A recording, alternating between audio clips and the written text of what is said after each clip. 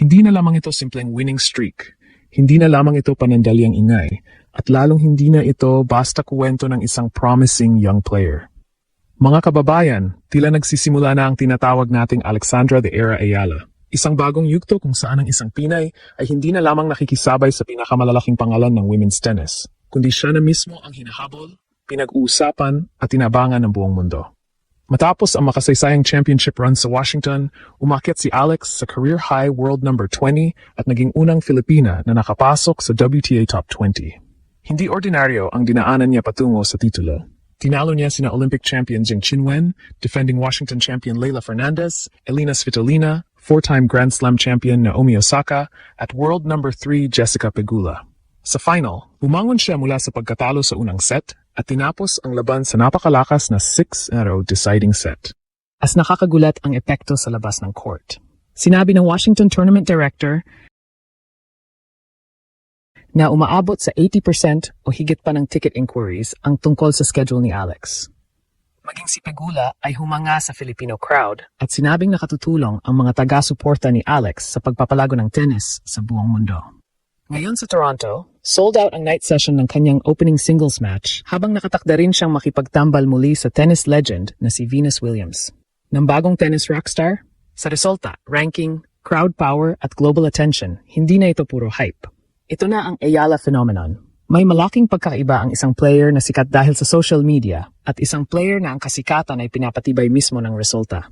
Sa kaso ni Alex, sabay na lumalakas ang dalawang puwersa, performance at popularity. Yan ang dahilan kung bakit ang Ayala phenomenon ay hindi na lamang bansag ng excited na Filipino fans. Unti-unti na itong nagiging totoong international sports. Magsimula tayo sa Washington. Hindi binigyan si Alex ng madaling draw. Sa unang bahagi pa lamang ng kanyang kampanya, humarap siya sa mga kalabang may Olympic medal, Grand Slam Finals experience, major titles, at top 10 pedigree. Pero sa halip na matakot, para bang bawat round ay lalo lamang nagpalakas sa kanyang laro. Tinalo niya si Zheng Qinwen, pagkatapos ay pinabagsak ang defending champion na si Leylah Fernandez. Sa sumunod na mga laban, dinaanan niya sina Elina Svitolina at Naomi Osaka bago makarating sa final kontra Jessica Pegula. Ng listahang iyan ay hindi dapat maliitin. Ayon sa WTA, lahat ng nakalaban ni Alex sa Washington ay alinman sa dating Grand Slam finalist o kasalukuyang top 10 player.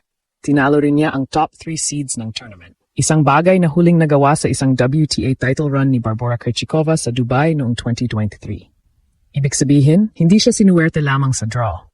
Hindi siya nakalusot dahil nawala ang mga paborito. Siya mismo ang nagtanggal sa mga paborito.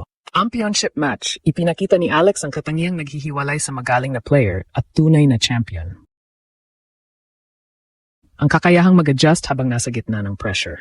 Natalo siya sa opening set kontra Pegula. Naantala ang final dahil sa ulan at kinailangang tapusin sa sumunod na araw. Ngunit nang bumalik sa court, si Alex ang mas handa, mas agresibo at mas matapang.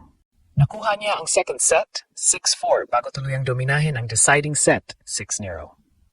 Ayon sa Reuters, nanalo siya sa 10 sa huling 13 games matapos ipagpatuloy ang laban, gamit ang kanyang left-handed serve at fearless baseline hitting.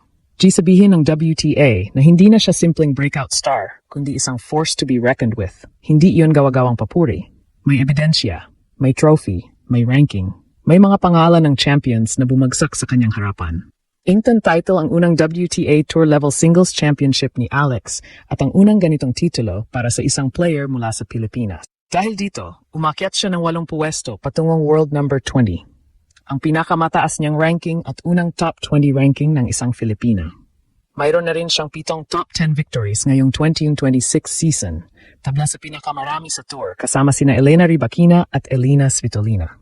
Tinalo rin niya ang top 3 seeds sa Washington habang patungo sa championship. Pinakadelikadong bahagi para sa kanyang mga susod na kalaban ay ang mindset ni Alex. Hindi niya itinuring ang unang titulo bilang pagtatapos ng misyon. Sa kanyang champion interview, ang diwa ng kanyang sinabi ay simple, na-achieve ko yon. Ngayon, humabol tayo ng mas marami. Hindi relief ang nangingibabaw, kundi hunger. Sinabi rin niyang naniniwala siya magkakaroon pa siya ng ibang pagkakataong manalo ng championship. Ngunit nagpapasalamat siyang nakuha niya agad ang pagkakataon sa Washington. Tunay na kahulugan ng The Era. Hindi ibig sabihin na kontrolado na niya agad ang buong WTA. Hindi rin ibig sabihin na wala na siyang matatalong laban. Ang ibig sabihin, nagbago na ang tingin sa kanya. Dati, surprise package siya. Ngayon, kapag pumasok si Alex sa draw, alam ng seeded players na maari silang mapauwi. Dati, magandang kuwento ang bawat upset. Ngayon, nagsisimula ng maging expectation ang malalalim na run. At kapag ang isang 21-year-old Filipina ay may championship, top 20 ranking, 7 top 10 wins sa isang season, at panalo laban sa mga tulad ni Swiatek, Osaka, Svitolina, Jeng Fernandez, at Pegula, hindi na sapat ang tawag na racing star. Isa na siyang bagong puwersa sa women's tennis. Pero ang Ayala phenomenon ay hindi lamang nasusukat sa ranking points at trophies. Ang tunay na sukatan ng isang sports rockstar ay kung gaano kalakas ang hatak niya sa mga tao. At dito lalong nagiging pambihira ang kuwento ni Alex. Sa Washington, mismong tournament director na si Mark Een ang nagsabing hindi mapantayan ang interes kay Alex. Ayon sa kanya, sinabi ng ticketing team na hindi bababa sa 80% ng mga tanong tungkol sa schedule ay nakasentro sa tanong na, kailan maglalaro si Alex? Isipin ninyo yon. Nasa tournament sina Pegula, Osaka, Venus Williams, Svitolina at iba pang kilalang pangalan, ngunit napakalaking bahagi ng public demand ay nakatutok sa isang Filipina. Ito simpleng Filipino-only support. O napakalakas ng diaspora.